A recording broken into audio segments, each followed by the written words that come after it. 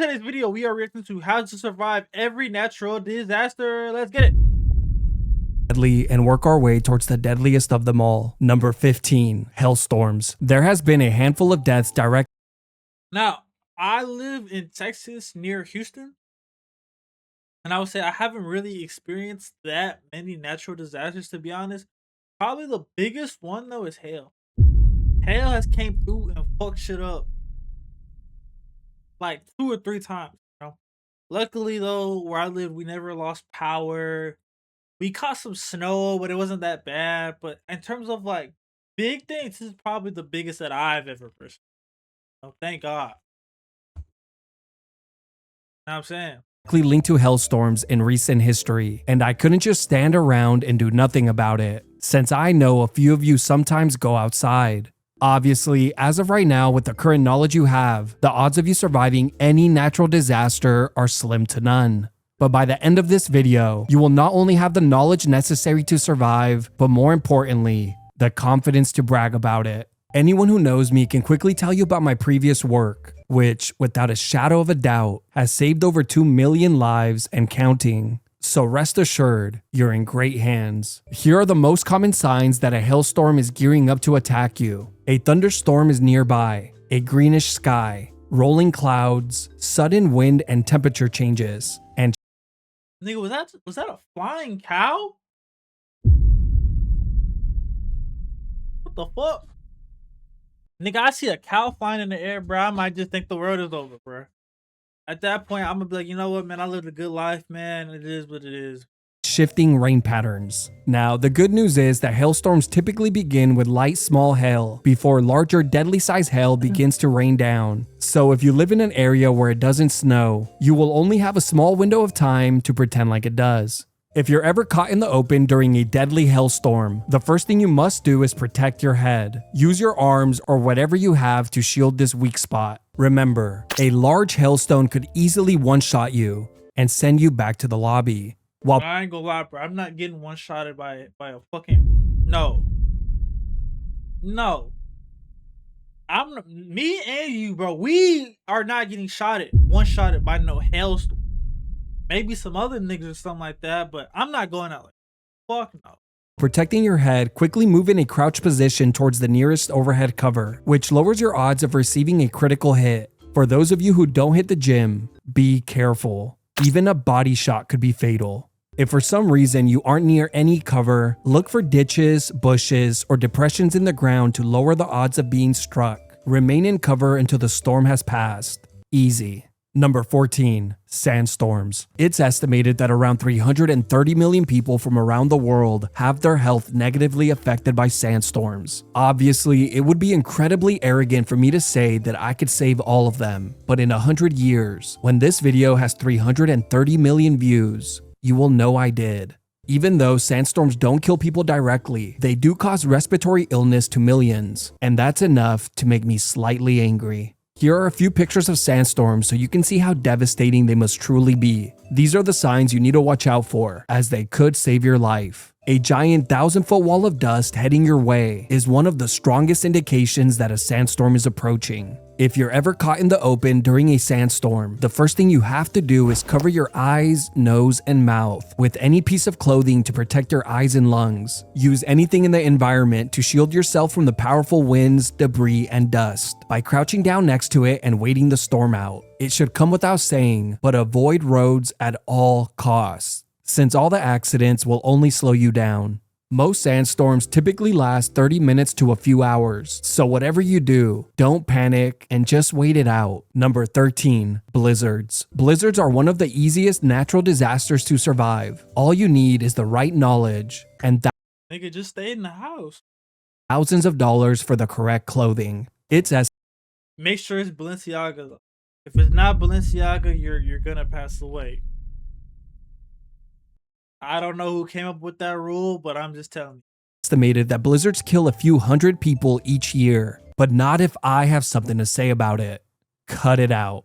These are the most common signs that a blizzard is out to get you. Thick storm-like clouds, a sharp decline in temperature, strong gusts of wind, and decreasing visibility. Here's exactly what you need to do to survive if you're caught outside during a blizzard. First, you need to find shelter as soon as possible, so use whatever you have in the environment to shield yourself from the high winds and snow. This is your chance to be creative, so have fun out there. A large tree, a depression in the ground, a small snow cave, or even a 2-story log cabin are all viable options. Next, make sure to cover your skin, unless you don't mind losing it. Then be patient, conserve energy, and wait the storm out. Here's what you should never do. If you get thirsty, don't eat the snow. This will lower your body's temperature and could lead to hypothermia. Next, don't exercise. This is not the time to make drastic life changes. Walking long distances and sweating could be deadly. If possible, plant a stick and tie a bright colored cloth to it. This will increase the odds of someone finding you. The Weather Channel also recommends that after you have shelter, start a fire to keep yourself warm. But I know my audience, and the best we can do is shake a hand warmer, so make sure to do that now.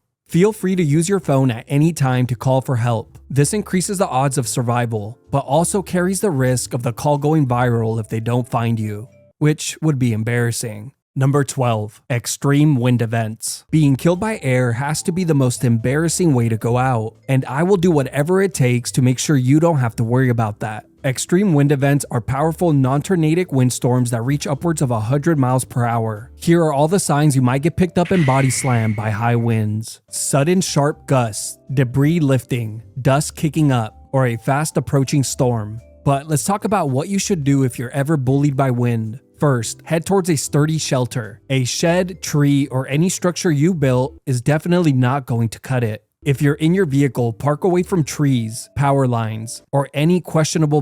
I ain't gonna lie though, I have had moments though where I'm driving and wind come through and I'm on the left side of the highway. That wind come through, nigga. Somehow I'm on the whole other right. Like it doesn't make sense to me. I don't understand how it happened, but shit. Buildings. For those of you who are outside during an extreme wind event and have no shelter nearby, look for a ditch to lay in or natural barriers like the side of a hill. Get low and make yourself as small as possible. As I'm sure you already know, small targets are harder to hit. Cover your head and neck and stay put until the wind subsides. It doesn't get easier than that. Number 11. Wildfires. Wildfires claim hundreds of lives per year, which is tragic, since they are one of the easiest natural disasters to survive. If you were taught how to listen, you can survive. Your phone will ring with Amber Alerts. Trucks will drive by blasting emergency sirens and instructing you to leave. Once you realize they will not let you watch TV in peace, most people typically cave to the demands. Now, for those of you who are heavy sleepers and slept through all the warnings, I will show you exactly what to do if you find yourself surrounded by wildfire. Let's start with what not to do. You might assume that exiting your home and taking your chances outside is your best bet. Wrong. Humans are only fireproof for about 3 seconds. And whatever you do, stay far away from your stockpile of baby oil. Let's begin. Again. First things first, close all the windows and doors. This will lower the odds of deadly smoke overtaking your home. Next, head into the room that is furthest from the nearest fire. Make sure that room has an emergency exit like a window, door, or catapult. Stay low to the ground to prevent breathing in smoke and call for help. Firefighters respond to life-threatening situations first when rescue is possible. As you wait to be rescued, use the time to come up with a good excuse for why you didn't leave the area after dozens of warnings. In the worst case scenario, if your home catches fire, you'll have to gamble your life and take your chances outside. And don't worry about your home. Even with insurance, you're not getting it back. Look for broad areas that have nothing on them, like an open field. Get low, cover your mouth and nose, and make a run for it. Hopefully, if you have good karma saved up, it should pay off here. Then stay low, wait for the fire to pass, or move to a larger open area if you can. Number 10. Dry mass movements. Dry mass movements have killed tens of thousands of people in the last century, with an average of 1 to 4,000 per year. Thankfully, as long as you're willing to learn and have eyes, you won't have to worry about it. Here are the signs that could save your life. Cracks in soil, pavement, or foundations near slopes, bulging ground at the base of a slope, leaning trees, poles, or fences, and accumulation of loose rock debris at the slope's base. For those of you who don't have eyes but have upgraded hearing, check for the following sound cues. Unusual rumbling, cracking, or popping sounds coming from the earth are all signs that a landslide is about to occur, or that it's too late. But alright, let's start saving lives. If you're ever caught near a landslide, you will need to run diagonally down the mountain, since landslides flow quicker at the center and slow down at the edges. In the worst case scenario where you fail to escape and are taken by the landslide, curl up into a ball and protect your head and neck. You should look something like this. If you begin to sink into the debris, swim up to the surface, which will obviously require the swim ability. Whenever you catch a break from being tossed around like a Oh, then I'm cooked because I can't swim. You know. You know what they say about black people, man. You know us black people, we can't swim. ragdoll, run diagonally across the sloped terrain to escape, or wiggle across if every bone is broken. And remember, landslides often occur back to back, so don't stick around. If you get trapped under heavy debris, signal SOS. You could also try the word help. I've heard of people having success with that. Number 9, thunderstorms. Experts estimate that there are anywhere from 6,000 to Thunderstorms are a natural disaster? I would have never said that personally, but 24,000 deaths around the world each year from lightning alone. But if I had to guess, that number should drop to 0. After imagine getting shocked by lightning though. Like, I ain't gonna lie, bro. That's low key aura. Getting shocked by some lightning, bro. For a second, you just feel all this electricity coming through your body, bro. It's like damn near like being Thor. Like that's pretty good aura if you ask me. No cap. all, avoiding a lightning strike only requires 2 things: knowledge and luck. If you're ever caught outside with a thunderstorm directly overhead, your best option is to find the nearest shelter. Your second best option is to enter your car, since it acts as a Faraday cage, redirecting the current safely into the ground. If there's a Faraday cage nearby, you could also just use that. If you're out in the wilderness, the challenge will slightly increase. You'll need to avoid tall, isolated objects like towers, trees, and poles, since lightning seeks the quickest route to the ground, and the highest points serve as shortcuts. If you feel the hair on your body stand up or hear a buzzing, those are signs that you're about to be annihilated by lightning. Unless you do the following: crouch low, place your feet together with heels touching, cover your ears, and tuck your head. This power stance gives you the highest odds of surviving by reducing the amount of current that can pass through your body and directing most of it around you instead of through you. And contrary to popular belief, lightning oftentimes strikes the same place twice. So if you're hit once, you should get the timing down and be able to dodge roll the second one.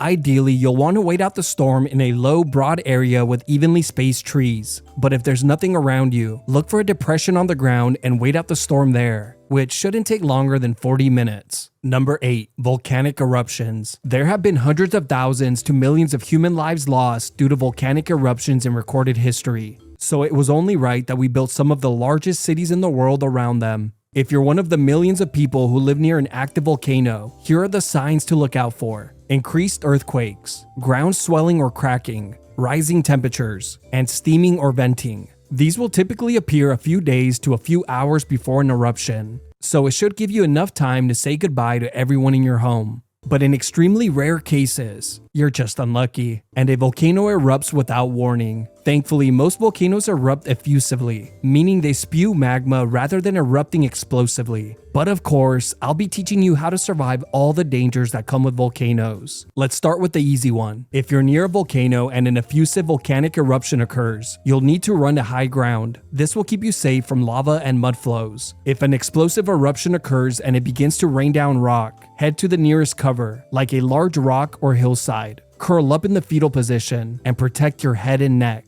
Now, I know some of you go to bed in this position, so be very careful not to fall asleep. In the scenario where an explosive real niggas go to sleep on their back. You know what I'm saying? Real niggas sleep on their back with their arms crossed, legs straight. If you sleep on your stomach with one hand like this, the other hand making another L, and you have your right knee up, bro, there's something about you we don't know about. I'm gonna be honest. That is the position that a woman sleeps. So unless you're a woman, as a man, you should not be sleeping in that position.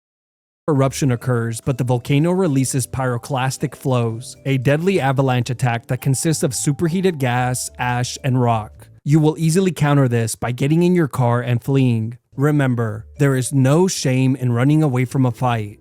At least that's what I tell myself every time I run away from a fight. In this scenario, it would be really helpful to own a Bugatti, so consider investing in one. It just might save you and your favorite family member's life.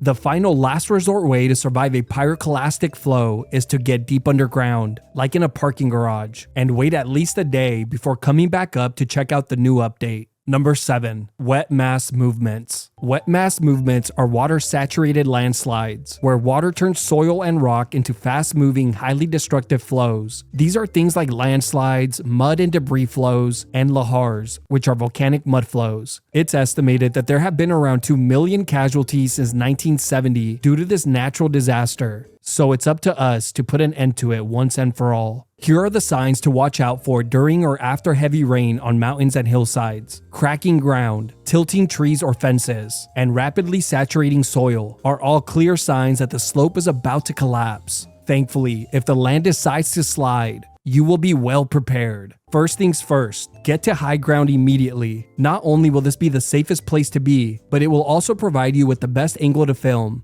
For those of you who aren't near the collapsing mountain, Because of course you gotta let TikTok know, oh my god, this is going on, bro. I gotta post this. Just like them niggas in I think Sweden, where the niggas was in the club partying and it caught on fire.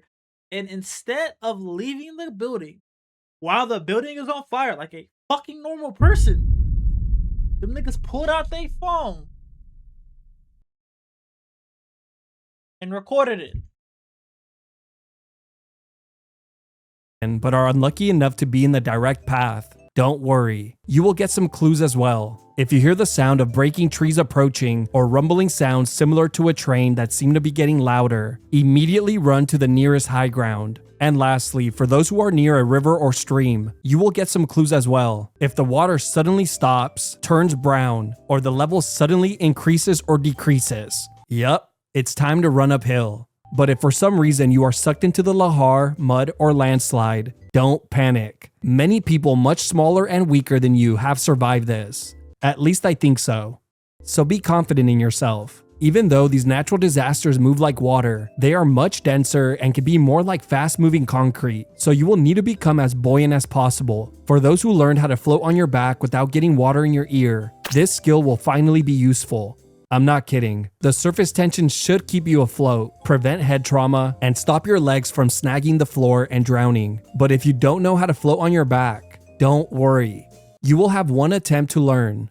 Once you're floating and your arms are spread out, use them to swim horizontally across the surface and grab onto anything you can to exit the stream. Number 6. Tsunamis. There have been at least 500,000 deaths due to tsunamis in recorded history. But we're done. Here are the signs that a tsunami might be planning to surprise you. You're by the ocean and a large earthquake hits. The beach suddenly begins to recede or rise, and a loud roaring sound comes from the ocean. If you spot any of these, immediately run to the highest point available. If you're in the city, look for the sturdiest tall building, then head inside and go up.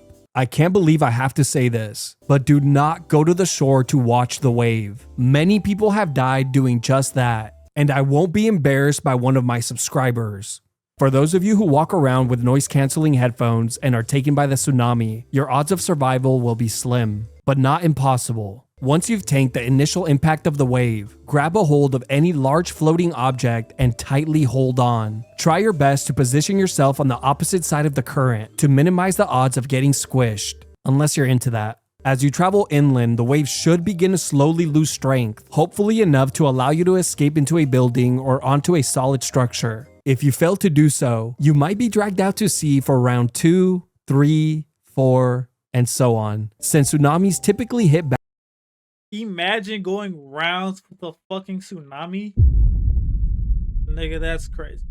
Back to back. Number 5. Earthquakes. I have survived thousands of earthquakes in my lifetime, so I can't think of anyone on Earth more qualified to give advice on the subject. No research went into this segment, not because I think I know everything, but because I don't need it. Here's exactly what to do if an earthquake decides to challenge you. If you're indoors, get under a sturdy desk and hold on. If you're out in the city, get away from buildings, windows, and power lines and head to the nearest open area. For those of you who don't drink and aren't used to the ground moving, it'll take a bit of balance to get around. If you're out enjoying the outdoors when an earthquake hits, you know what to do. And remember, large earthquakes always have aftershocks, so remain focused and easily survive those as well. In the rare and worst case scenario, where a very large earthquake hits and you're trapped under heavy debris, save your energy and instead of yelling, begin to tap stones in the SOS rhythm. 3 short taps, 3 long taps, 3 short taps, pause, and repeat. Hopefully, someone over the age of 60 hears this, since they're the only ones that will know what it is. Yeah, I'm Number about to say, 4, tropical I've never heard of that a day in my life. cyclones. There have been millions of casualties due to tropical cyclones, affecting around 20 million people per year. Obviously, that's a lot of people, and I can't guarantee that you won't be affected. But if you say something nice in the comments, I might consider it. Really quickly, hurricanes, cyclones, and typhoons are all the same thing. They're just named differently depending on where they are in the world. But from now on, I'll just call them hurricanes, since I live in the US. And I'm sure we can all agree that hurricane is the correct term. Here are the most common signs that a hurricane is heading your way. A guy on the TV said so. Hurricanes form far out over the ocean where we can't see them, so we depend on satellites and other technology to detect them. But alright, enough of that mumbo jumbo. Let's start saving lives. Whether you're someone who decided to stay, doesn't have the means to escape, or is just a twisted sadistic freak, we don't judge. First, you will need the following supplies. At least 3 days worth of food and water, waterproof flashlights, batteries, a first aid kit, and a radio. Next, you will need to secure your home, so begin by boarding up all the windows to prevent debris, glass, and sharks from entering your home. But for those of you who are outside when a hurricane is approaching, you will need to be quick, since high winds and floods can hit at any moment. Look for a solid concrete shelter, like buildings or public restrooms, but if there isn't any nearby, shelter underneath a highway underpass. Stay put and get comfortable, since it could take as long as 24 hours for the storm to pass. Easy. Number 3. Floods. Floods have killed millions of people in recorded history and are the most common natural disasters on the planet. Floods occur when more water enters an area than the land or drainage system can absorb, or when the man upstairs has had enough. Since our earth loves to spam floods, I remember as a kid, people used to tell me it would flood because it was basically like God peeing on Earth.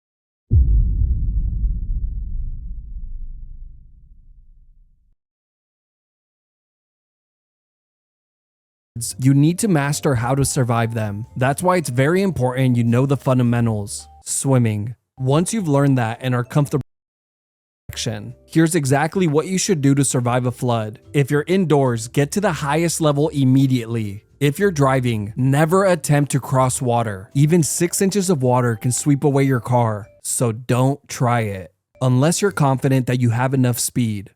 For those of us who don't own an e-bike and are still getting around using our legs, do not cross moving water and stay far away from down power lines. In the worst case scenario where you are taken by a flood, you will need to stay upright, face downstream, keep your feet up and pointed forward. This will prevent them from getting trapped under debris, which has caused many people to drown. Swim horizontally to the edge of the current, not against it. And when possible, grab onto any solid object and climb up as high as possible, since floodwater can quickly rise. Stay put until it's safe to leave or you're rescued. Number 2. Extreme heat waves. There are around 500,000 deaths around the world each year from extreme heat waves. But once you hear how easy it is to survive them, you're going to wonder, wow, why didn't I think of that? Here's exactly what to do to survive an extreme heat wave. Go into an air-conditioned room. You will notice the difference immediately.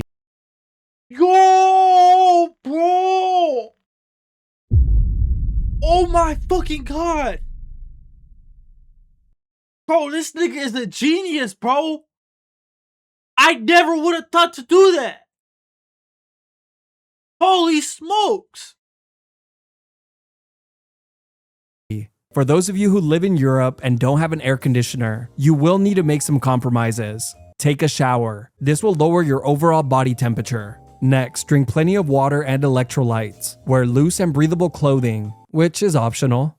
And whatever you do not go on a run or hike. Every year, thousands of people try to show off and end up needing a helicopter rescue from hiking trails. And trust me, it's not cheap. So if you're going to get heat stroke, make sure it happens at the Grand Canyon or Hawaii, so the ride is worth it.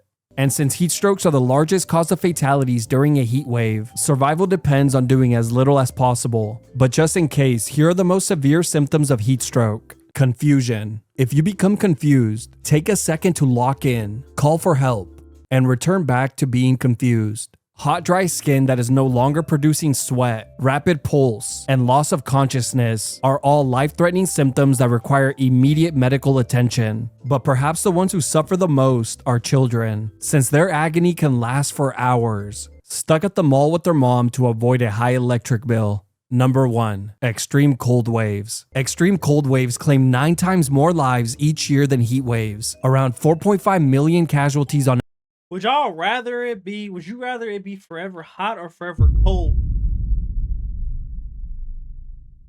Personally, I think I would rather always be cold over always be hot. Because it's way easier to put more clothes on and warm up than it is to take clothes off and get cool.